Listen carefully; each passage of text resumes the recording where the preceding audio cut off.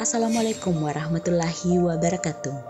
Umat muslim dimanapun Anda berada, semoga selalu dalam lindungan Allah Subhanahu wa Ta'ala. Salat adalah bentuk peribadatan yang dilakukan oleh umat muslim, yaitu dengan berhadap hati kepada Allah Subhanahu wa Ta'ala.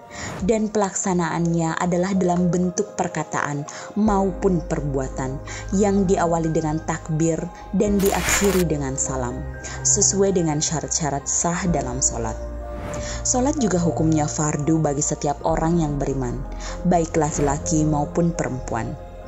Nah, dalam video ini akan disajikan beberapa keutamaan mendirikan salat dan apa kerugian serta hukuman yang akan didapat jika meninggalkan salat.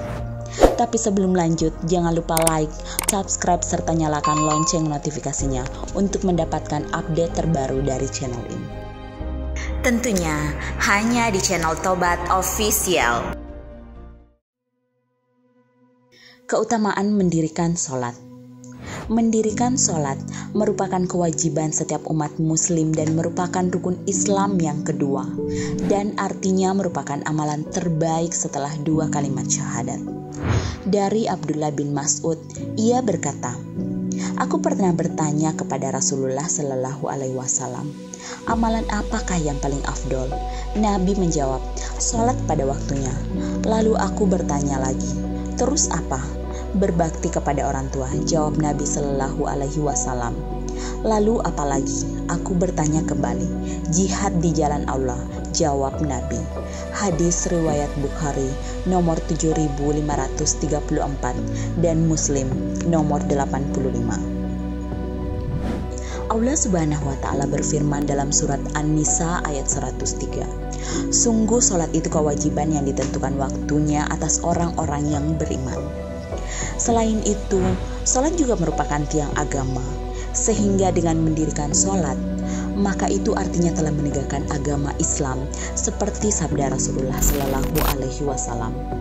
Salat adalah tiang agama. Barang siapa mendirikannya, maka sungguh ia telah menegakkan agama Islam itu. Dan barang siapa meninggalkannya, maka sungguh ia telah merobohkan agama Islam itu. Hadis riwayat Baihaqi. Bagi siapa yang menegakkan tiang agama Allah Subhanahu wa Ta'ala, mendirikan salat, maka hatinya akan dipenuhi cahaya, keimanan dan ketakwaannya senantiasa bertambah, serta keinginan untuk melakukan hal-hal buruk akan berkurang, bahkan hilang sama sekali. Seperti firman Allah Subhanahu wa Ta'ala dalam Al-Quran surat Al-Ankabut ayat 45 yang artinya, "Bacalah apa yang telah diwahyukan kepadamu, yaitu Alkitab Al-Quran, dan dirikanlah salat. Sesungguhnya salat itu mencegah dari perbuatan keji dan mungkar. Dan sesungguhnya mengingat Allah, salat adalah lebih besar keutamaannya dari ibadah-ibadah yang lain. Dan Allah mengetahui apa yang kamu kerjakan."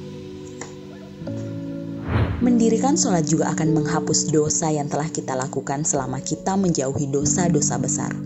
Dari Abu Hurairah, Rasulullah Shallallahu Alaihi Wasallam bersabda, "Di antara salat 5 waktu, di antara Jumat yang satu dan Jumat yang lainnya, di antara Ramadan yang satu dan Ramadan yang lainnya, itu akan menghapus dosa di antara keduanya, selama seseorang menjauhi dosa-dosa besar." Hadis riwayat Muslim nomor 233. Kerugian dan hukuman bagi orang yang meninggalkan salat. Sungguh merugi bagi orang-orang yang meninggalkan salat, sebab salat adalah amalan pertama yang akan dihisab dari seseorang pada hari kiamat.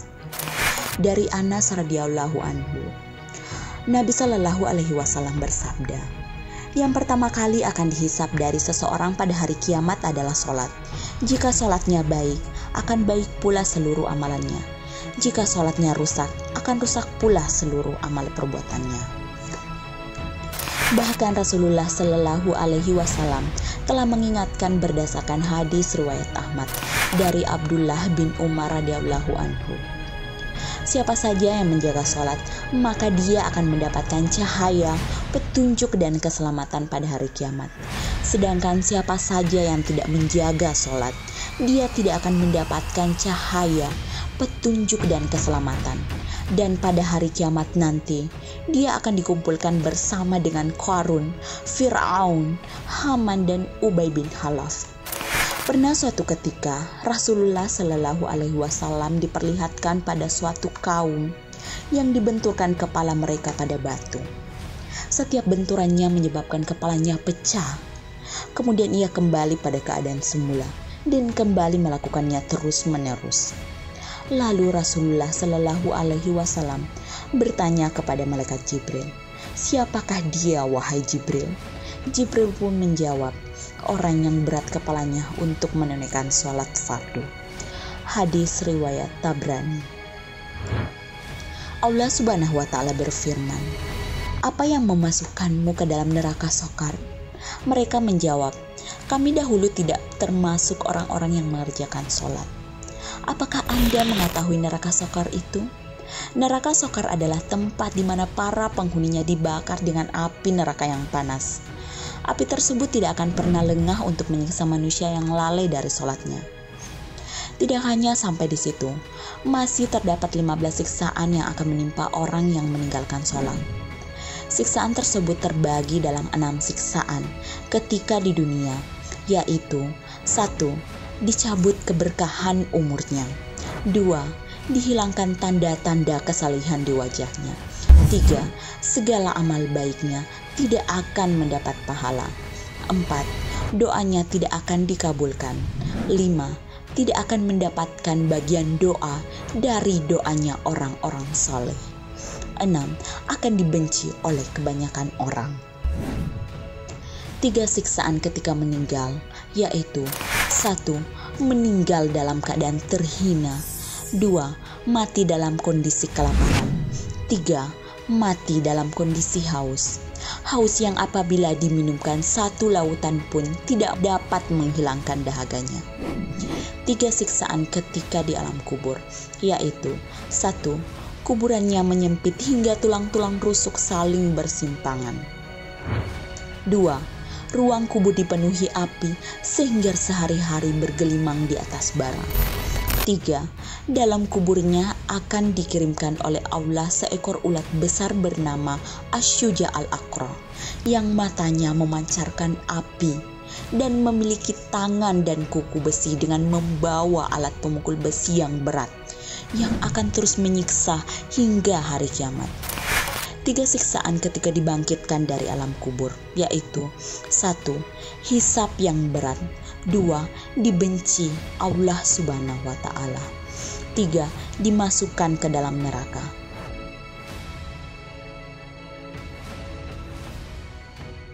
Semoga kita termasuk dalam golongan yang senantiasa menjaga sholat dan dijauhkan dari siksaannya. Amin ya robbal alamin. Wallahu a'lam bishawab. Karena kebenaran hanya datangnya dari Allah Subhanahu wa Ta'ala. Umat Islam dimanapun Anda berada, jarib walah histakun a'rifan. Cobalah dan perhatikanlah, niscaya kau jadi orang yang tahu. Wassalamualaikum warahmatullahi wabarakatuh.